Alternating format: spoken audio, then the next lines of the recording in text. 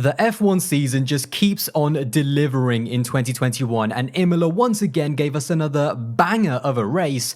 Maybe not a battle for the race lead like we had in Bahrain, but a race with plenty of action throughout the field. Verstappen's first win of hopefully his title challenging campaign, a Lando Norris podium, cars going off left, right and centre, and probably most dramatically a huge and controversial crash between Valtteri Bottas and George Russell. So let's get into the crash itself, because despite having a great race, it was easily the biggest talking point.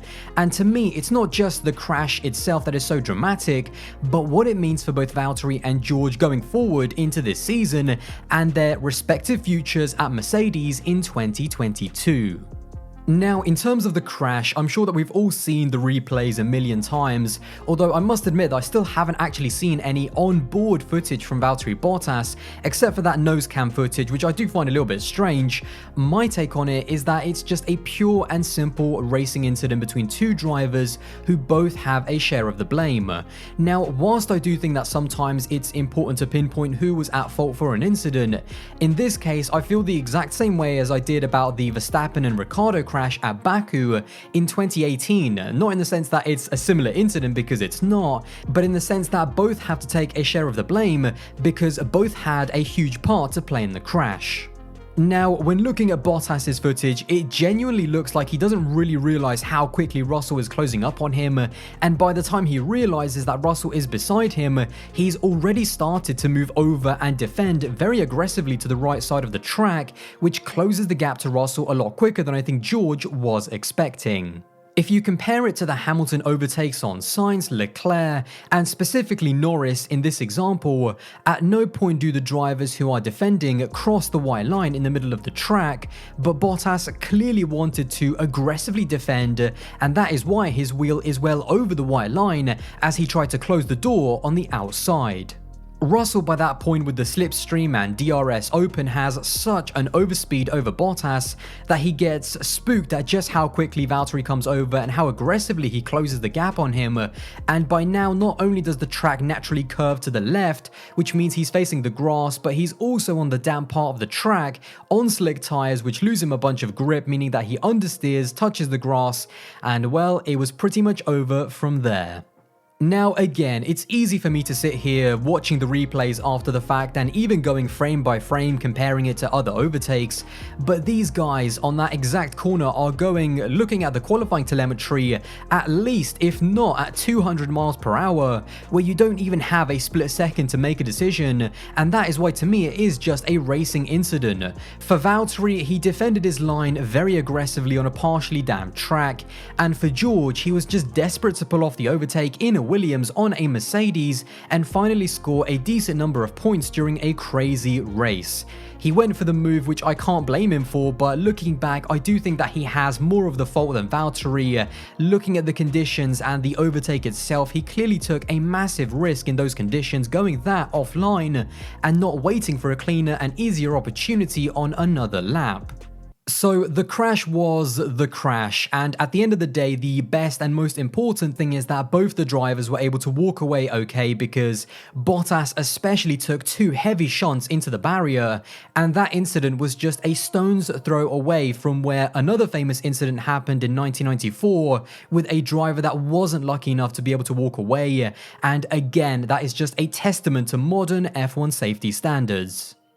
Now, the wider topic of this video is how this incident, but more importantly the weekend as a whole, will reflect on both of these drivers, and it's hard not to look away from the fact that despite racing at opposite ends of the grid, they are both fighting for that very Mercedes seat in 2022, and both Russell and Bottas will not walk away from this weekend looking good. Now, let's begin with George Russell, because in terms of the crash, I think it just shows that there is perhaps still some risk management that Russell needs to learn in terms of when to go for a move and when to not, especially taking into account the conditions. And although I do think that he was desperate in that Williams to score points, as I mentioned earlier, it was a misjudgment and a risk that, looking back, I think he'll need to learn from if he wants to move up the grid in the very near future. Now, I've said on my channel channel, and I am not backing down, that Russell to me is world champion material. But mistakes like these show that there is still things that he needs to learn and improve on going into the future. Now, the big criticism towards Russell from the fans, certainly on social media, seemed to be aimed more at his reaction after the race and then the media than almost the crash itself. Now, to me personally, in terms of him going over to Bottas on track and giving him a piece of his mind, and then also giving him a little slap on the helmet, I don't really have anything to say about that, because he's a driver who's just had a huge crash, he has a huge incident, he has adrenaline running through him with a huge amount of frustration as well. Was it the most mature thing to do? Absolutely not, but drivers aren't robots, and he clearly thought that Bottas did something dangerous. I don't really think that it was actually as big as it was made out to be, and I think a lot of people are reacting to it as though he went over and wanted a full-on scrap, PK and Salazar style. Now, having said that, what worried me more than anything else was his response in the media and the strong words that he had as well.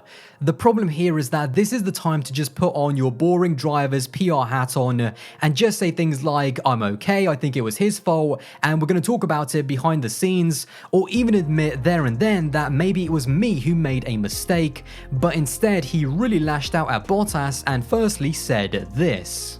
We saw you go over to him. He didn't hear what you said, but what exchange happened?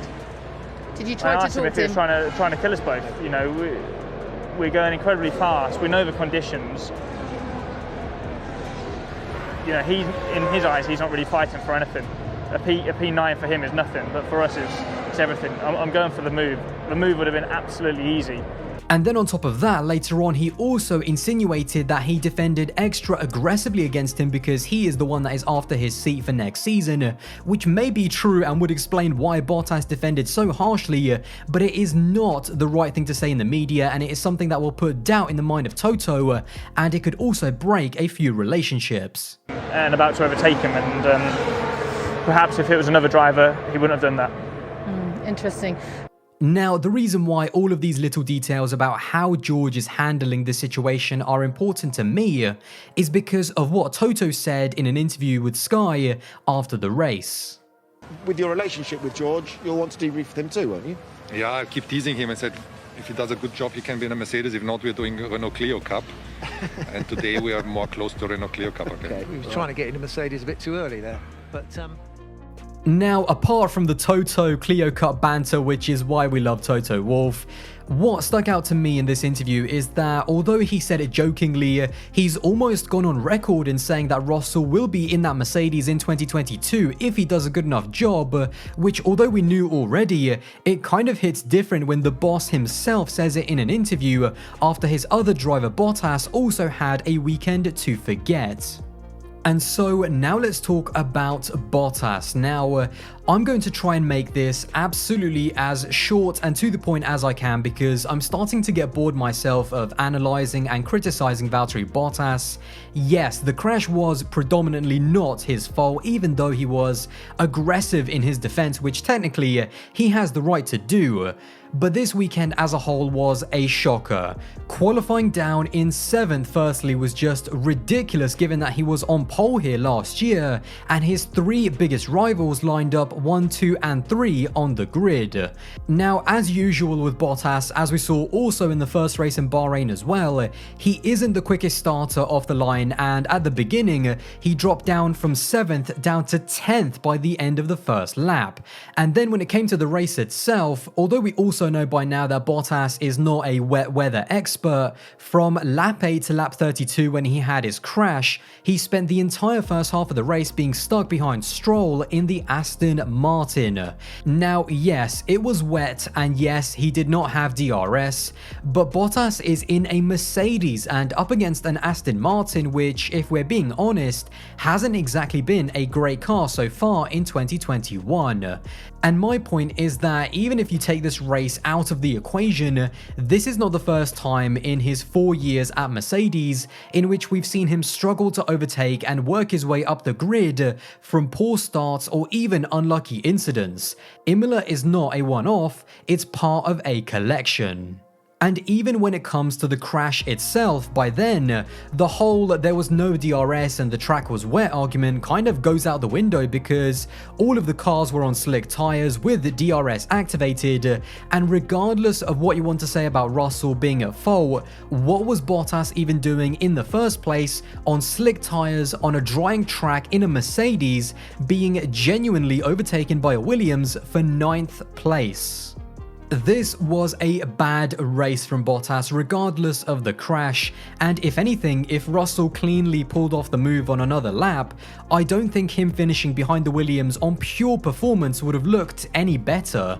To me, Bottas this season isn't aiming to win the title anymore, he's aiming to survive and somehow keep his seat at Mercedes. But when you look at the gulf in quality between him, Lewis, Max, and even Checo, who, yes, despite did have a bad race, he's only had 2 races in the car and at least showed some kind of spark against Max in qualifying. This needs to be some kind of wake-up call for Valtteri, because 2021 will now either be the season where he really steps his game up and maybe challenges Lewis and Max for the title, or it would just be his farewell Mercedes tour. In the end, looking at Imola, I am happy that it delivered another exciting and intriguing race, with our 2 title protagonists now separated by just 1 point heading into Portugal. But I also think that there is no doubt that for both George Russell and Valtteri Bottas, it will be a weekend to forget as quickly as possible, and also an opportunity to make a statement and have a strong comeback next time out.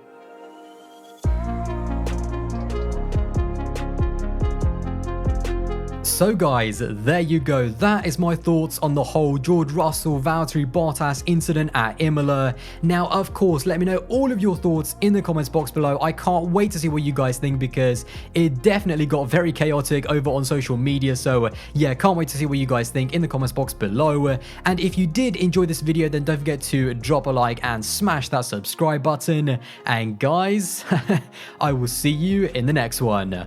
Bye guys.